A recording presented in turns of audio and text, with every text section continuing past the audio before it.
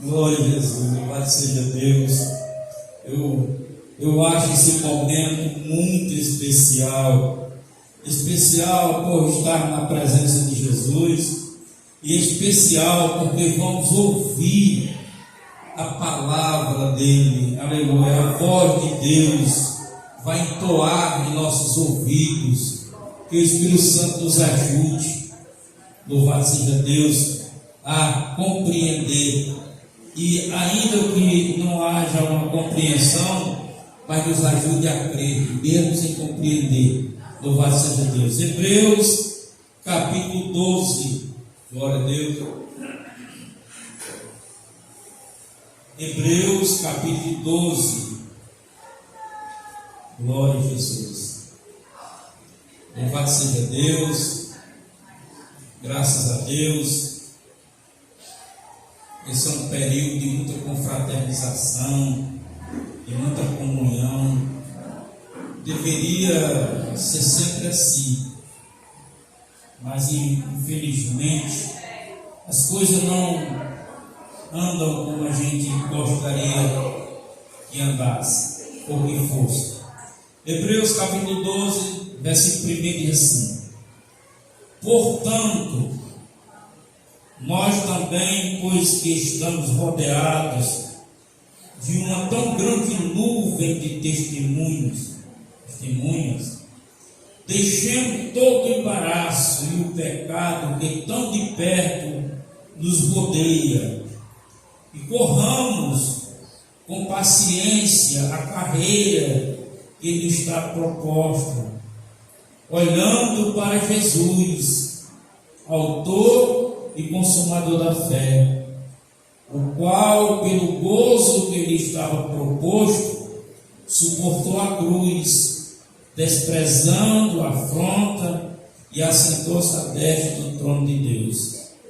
Considerai, pois, aquele que suportou tais contradições dos pecadores contra si mesmo, para que não enfraqueçais, desfalecendo do vosso ânimo. Glória a Jesus, aleluia. Aplauda Jesus aí com alegria.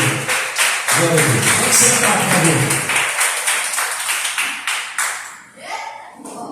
favor. Antes de fazer as observações desses versículos, gostaria de falar, de expor algo tão importante quanto esse versículo 2, quando diz: olhando para Jesus, olhar para Jesus firmemente, algumas traduções. Essa palavra, ela chega até nós como uma advertência, chamando a atenção. Aqui nesse contexto, o escritor chama a atenção porque tem um propósito nesse contexto de exaltar a perseverança, a obra de Cristo e a disciplina que o cristão deve ter, a obediência que ele deve ter. Mas essa palavra que chega até nós como uma advertência, ela não está apenas aqui nesse contexto. Ela vem anteriormente, desde João Batista, quando João Batista diz: olha ali, observe, aquele é o Cordeiro que tira o pecado do mundo. Quando ele referiu-se para chamar a atenção daqueles que estavam presentes, para olhar para Jesus, ali estava a graça redentora, quer dizer, que seria um sacrifício perfeito para a humanidade. Então ele chamou já a atenção. Depois, Jesus, ele, com seus discípulos, ele diz: olhar os campos, já estão brancos para a colheita. Olhai, está embranquecido já para a colheita. Quando ele refere-se à proclamação do Evangelho, proclamar o Evangelho, o campo já está pronto, pode ir proclamar a salvação, a redenção por Cristo Jesus. Ele chama, dá essa advertência, porque faz parte da vida do cristão. Depois ele diz: olhar para os lírios, como são bonitos, falando da beleza do reino. Depois ele fala: e olhe para os passarinhos, que eles não plantam, não guardam no celeiro, mas eles têm uma vida maravilhosa, revelando assim a confiança que eles têm, que nós devemos ter. Então essa a advertência ele vem traduzindo. Em Lucas capítulo 21 ele chega a dizer: olhai por vós mesmos, que seu coração não entre em glutonaria. E aí ele vai dizendo: olhai, observai. E o apóstolo Paulo também faz uma conclusão no capítulo 3, versículo 5 da sua segunda carta, mandando olhar vós mesmos, examinai vós mesmos, se vocês ainda estão na fé ou se já estão afastados dela. Aleluia. Se vocês estão na fé ou se vocês já não estão fora dela. Louvado seja Deus. Então, essa advertência de Deus para nós é para nos trazer, fazer com que a nossa vida venha a adquirir melhoras. E aqui, nesse contexto que eu li, o escritor Paulo ele exalta a perseverança, a obra de Cristo e a disciplina do cristão, falando de uma forma muito graciosa. Como exemplo, ele diz: olha, há um testemunho, há uma nuvem referente, fazendo menção ao capítulo 11, daqueles homens que por fé caminharam, por fé lutaram, por fé acreditaram em uma cidade superior, e que muitos morreram e nem alcançaram, mas não deixaram de crer. Aleluia, louvado seja Deus. Então, o apóstolo Paulo escrever aqui, ele diz que nós temos essa nuvem de testemunho. É como se esses homens estivessem em uma arquibancada. Eles tivessem uma arquibancada olhando para nós e torcendo por nós. Eles são os testemunhos. É como se eles estivessem torcendo por nós. Então Paulo ele vai falar antes de olhar para Jesus, ele vai deixando aqui uns ensinamentos, porque nós estamos rodeados e deixando todo o embaraço que tão de perto nos rodeia. O embaraço que Paulo fala às vezes, aí ele cita, e o pecado. Quer dizer, o embaraço ele não está considerando um pecado. Há muitos embaraços em nossas vidas que é preciso a gente corrigir.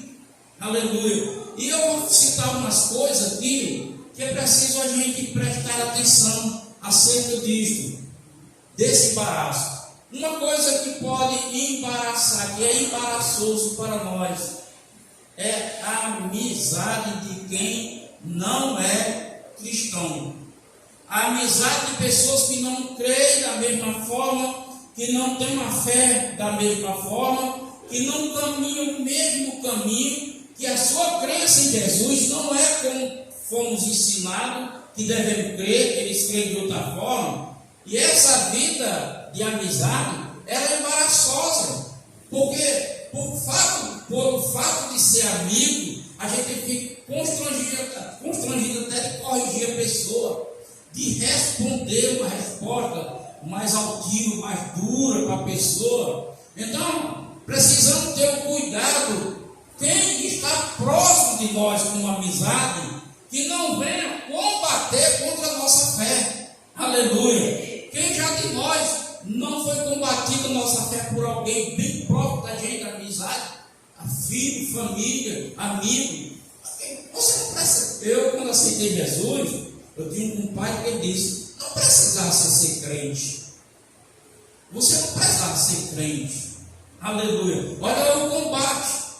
Olha o combate da fé. Você não precisava ser crente. Porque Deus sim, Deus é soberano, é Senhor, está em todo lugar, sim, mas a questão não é Deus, é eu com Deus.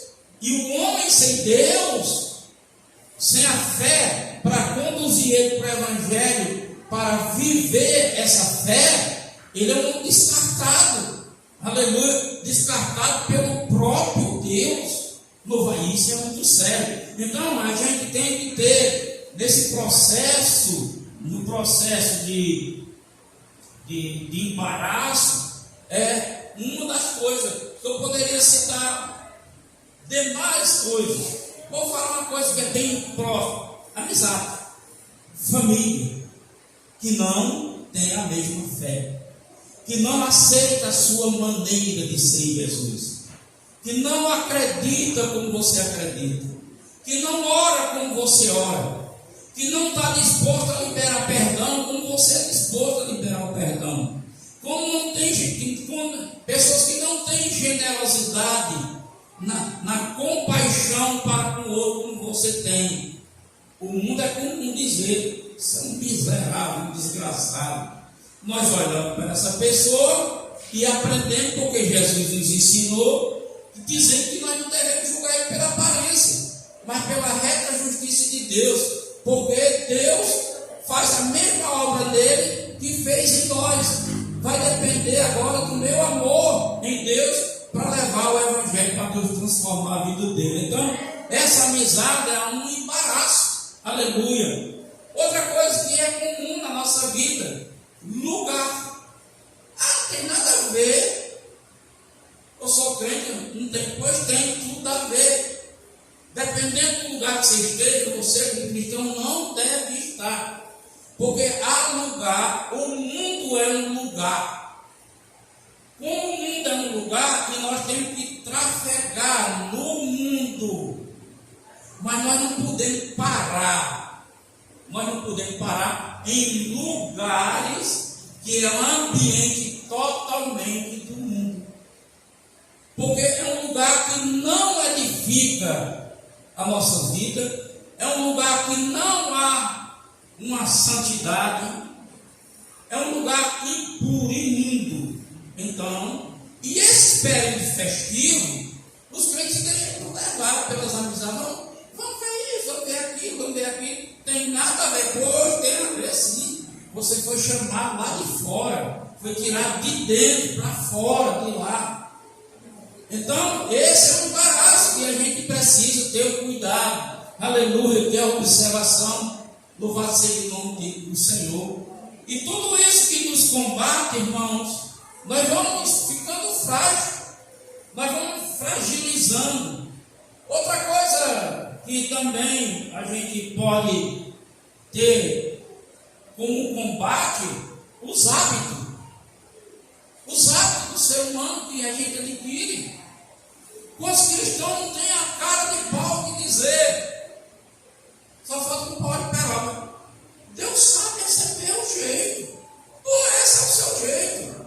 Mas Deus está requerendo de você uma mudança. Aleluia. Porque já pensou o hábito de murmurar? Tem gente que murmura. Crente que murmura.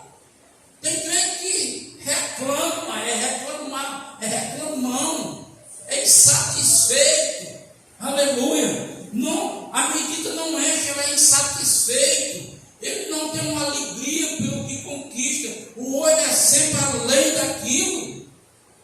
É um hábito que é prejudicial. Aleluia. A Bíblia diz: contentai-vos com o que tens. Aleluia. Contentar com o que tem, não mentira a possibilidade de eu sonhar e lutar por algo mais. Mas eu não posso ficar com aquele olhão, deseja uma coisa que está impossível para mim. Aleluia. Porque vai descoordenar o meu alinhamento. Porque quando a Bíblia diz olhai para Jesus, ele está falando de direcionamento. Está falando de direcionar. Para onde você está direcionado? Qual é o seu foco principal? Aleluia. Ele está dizendo isso. Um foco principal. Então ele diz: corramos com paciência com a carreira que nos é proposta.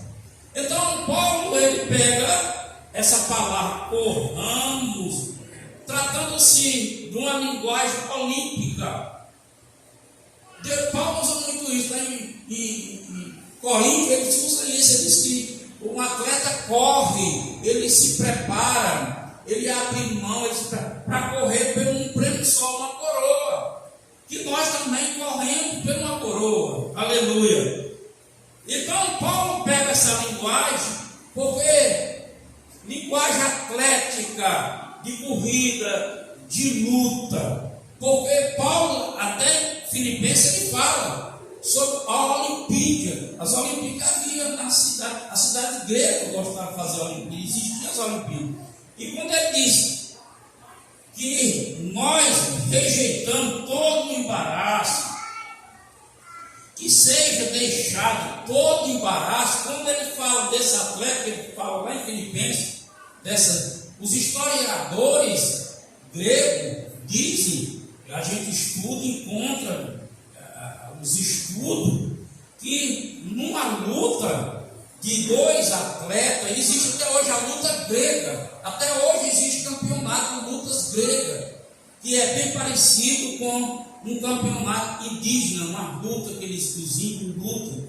Então, a luta grega, os lutadores eles lutavam sem roupas, eles lutavam pelados, para não ter nada, para que o atrapalhar, para dar suporte para o outro segurar ele. Aleluia. Eles ficam totalmente nus. Então, Paulo está usando essa linguagem para que nós despojamos de tudo isso. Aleluia. Mas não despojamos apenas para livrar-se, mas sim para botar um olhar direcionado para Jesus, que é o autor e consumador dessa fé, que faz com que você abra mão de tudo por ele. Aleluia. Glória a Deus. Esses atletas, eles lutavam, eles se despojavam de tudo para não ter mais do que o outro, porque segundo a orientação do escritor, para que nós, aleluia, deixando todo embaraço, nada que possa despojar de nós. A única coisa que pode despojar de nós é o Senhor, a sua obra maravilhosa, o Espírito Santo e todos os seus dons na nossa vida. Louvado seja o nome. E muitos de nós, às vezes, não seguimos esse parâmetro, esse alinhamento de fé. Tem uma fé religiosa, tem uma fé cristã denominacional e nos contentamos com a vida que dizemos, sou crente, sou cristão, sou filho de Deus, sou evangélico.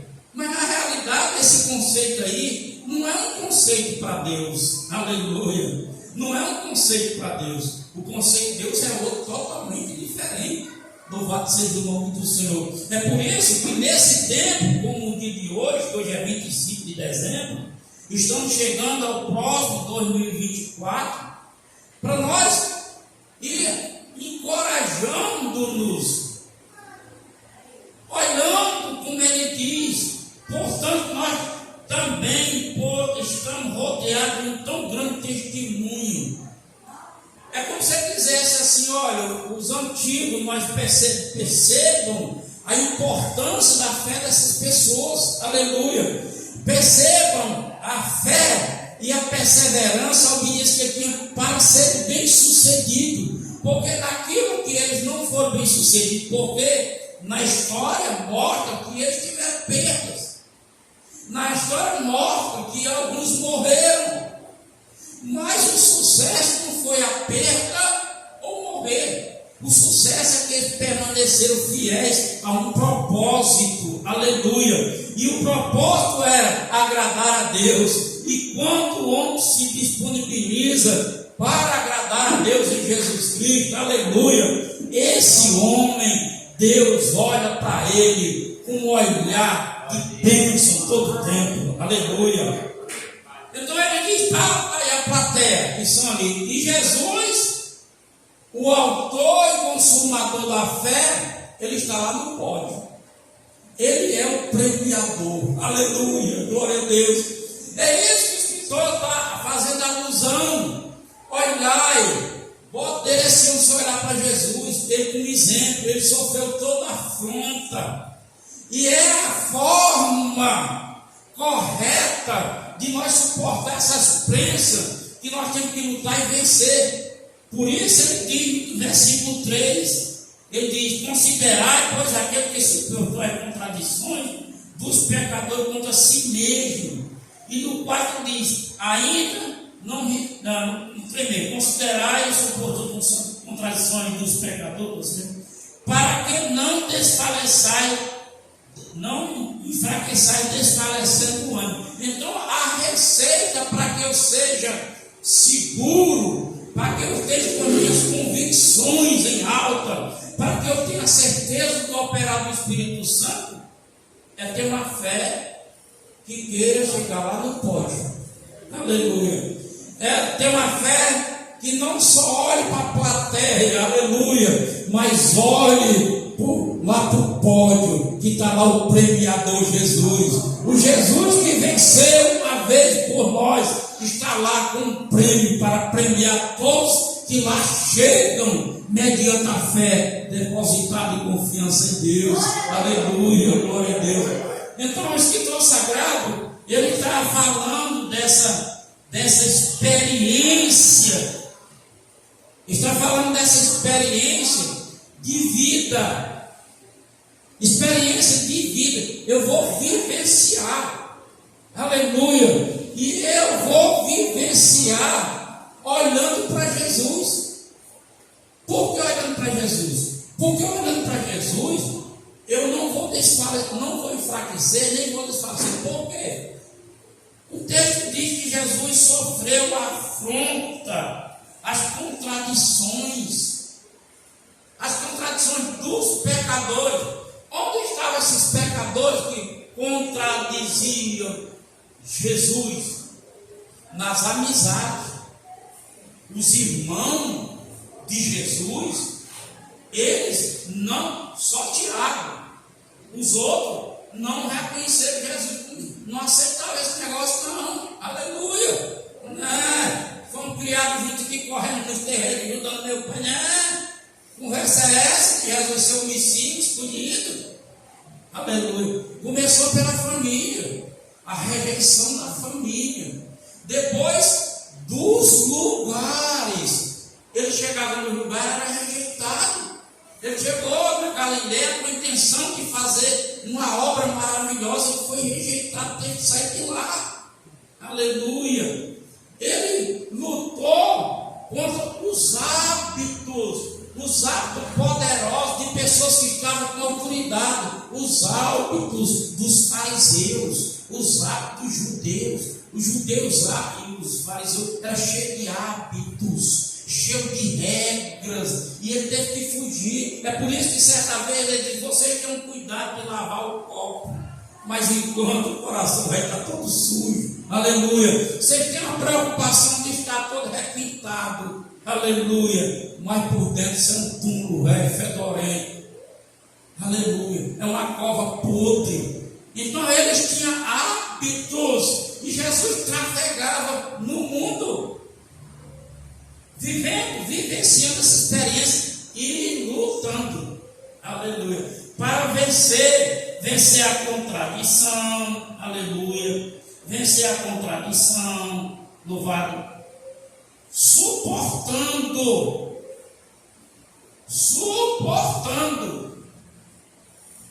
aleluia, suportando. Olha, irmão, suportar está ligado a aturar. Eu estou te aturando. Eu estou te aturando. Eu estou suportando. Aleluia. Por que ele aturava e suportava? Por causa do amor de Deus. Então, se eu não vivenciar isso, se eu não olhar para Cristo, é por isso que ele diz: considerai, olhe, bota o seu olhar fixo para Ele, realinhe o seu olhar. Realinhar o seu olhar, realinha a vida. Realinha na vida, realinha o corpo. Eu vou aqui, aleluia. Eu firmo o olhar. Então, quando eu firmo o olhar, eu estou realinhando a minha vida dos perigos. Eu estou realinhando o meu corpo para que o meu corpo não padeça do perigo. Aleluia. Eu estou realinhando. Então, olhar é realinhar tudo isso. Então, quando eu olho para o autor e consumador da fé, para minha fé não enfraquecer e não desfalecer, eu entro em combate desse modelo de atleta, de ter força, de ter coragem, força e coragem para, aleluia, para poder cumprir a vontade de Deus em nossas vidas, aleluia. Porque senão, irmão, nós não somos religados. Porque então nós não temos uma religação, nós temos uma religião. E com religião, todas, porque o Evangelho, Tiago diz, que em parte ela é uma religião. Mas uma religião, ele explica lá como é uma religião. É uma religião que tem um sentido de Deus na pessoa, que ajuda o órfão, é misericordioso, semeia a paz. Ele vai dando uma lista de coisas. Então a religião do Evangelho pelo esse ato de generosidade que o ser humano deve ter para com o outro. Mas não como religação, se é religião. Religação é Jesus Cristo, aleluia. Comunhão com Deus é Jesus Cristo. Vida de esperança de eternidade é Jesus Cristo, aleluia. Vitória contra demônio e inferno é nome de Jesus Cristo, aleluia. Poder de Deus é em nome de Jesus, aleluia. Tudo é Jesus Cristo, louvado seja Deus. Então Paulo, ele ao escrever aqui, ele diz, portanto, nós também. Aqui ele faz uma figuração. Nós também, porque ele referiu-se, nós também, porque ele referiu-se primeiro aos antepassados. Agora, ele refere à igreja da época, aos crentes da época. Como essa carta é uma carta universal, então essa palavra é para nós. Nós também, que olhamos para os antepassados, lá do capítulo 11, nós também que olhamos para Paulo, para Sila, para João, para os apóstolos, para a história, para o modelo da igreja primitiva, nós também, agora nós também estamos como um atleta, nos preparando, aleluia, para concluir o tempo de peleja, de batalha, olhando lá para o pódio onde está Jesus, e tendo a certeza que ao subir o pódio, ele nos coroará. Aleluia! Isso é maravilhoso! Glória a Deus! Vai ser o nome do Senhor. Ele disse, então, é com paciência. É com paciência. A carreira é com paciência, a carreira que ele está proposta. O que Deus propôs diante de nossa salvação tem um segmento a seguir. E temos que dar a importância àquilo que temos que seguir. E um dos fatores que ultimamente está sendo desvalorizado é a tal da igreja. As pessoas olham para a igreja, para o templo aqui, porque Deus, na sua palavra, diz que Deus não opera em paredes, em obra de mão de homem. Não, aqui é o templo, é lugar de apontamento da fé. Mas aqui está reunido o corpo de Cristo. Aleluia. Aqui estão os membros formando o corpo, qual ele é a cabeça. E como cabeça, ele é Senhor. Aleluia. Então, é preciso a gente direcionar a nossa vida agora. A nossa fé, a nossa vida, o nosso caminho. Ter ânimo, desejo. Tem culto mas veja, agora é 5 cultos por semana. Glória a Deus. Vou me organizar por 5 cultos da semana. Aleluia. Mas você vai viver socado na igreja?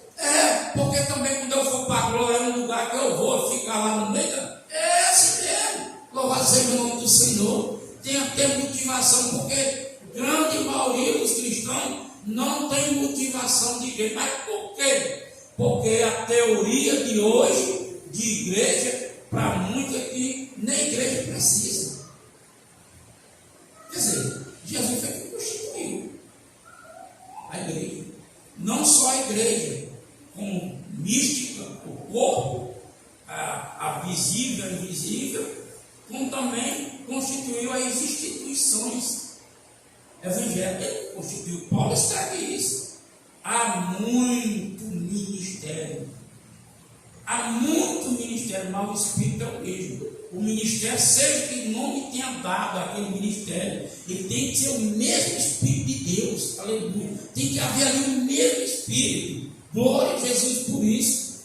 Então, essa caminhada que nós temos que valorizar a igreja.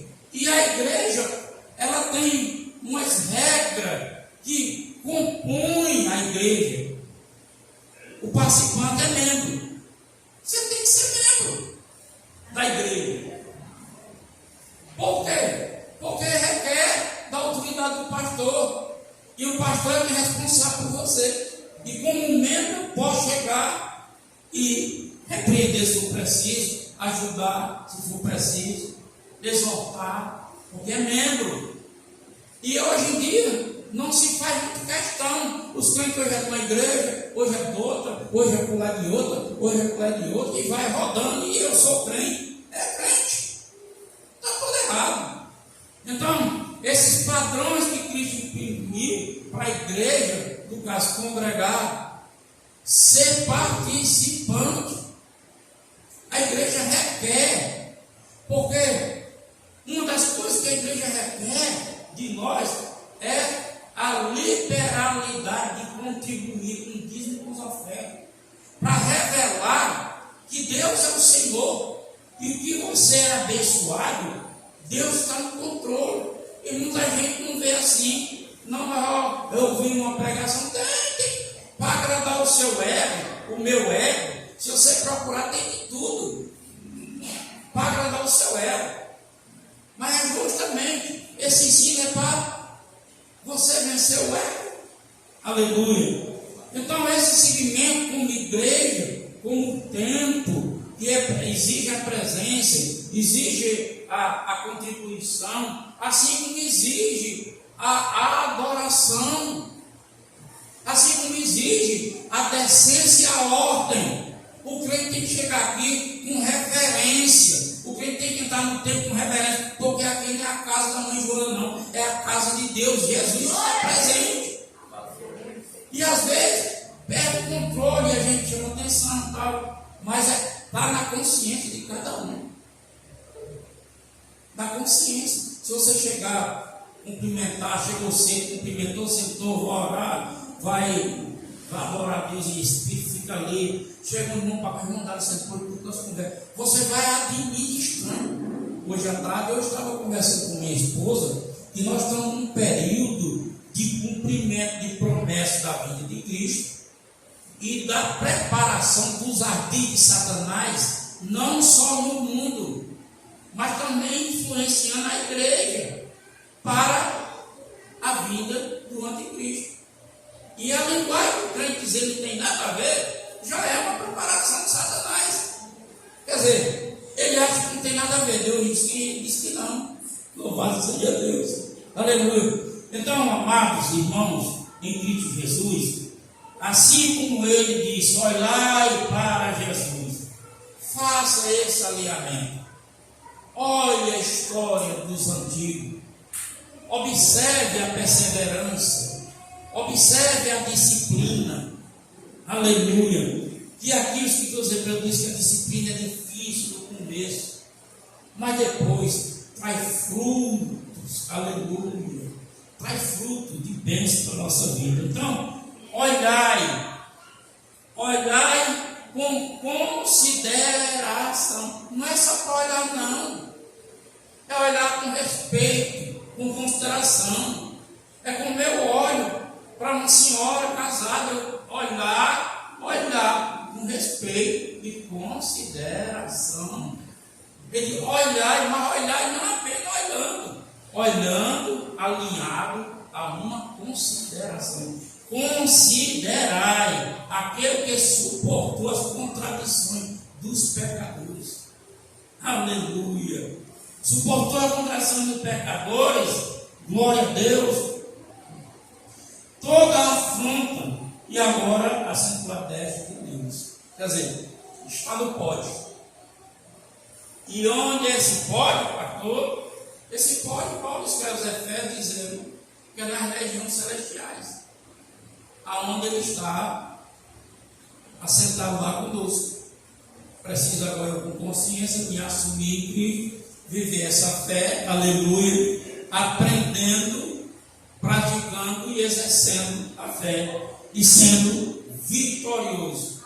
Porque muitos cristãos estão perdendo as bênçãos conquistadas por Cristo, porque só fica em desejo.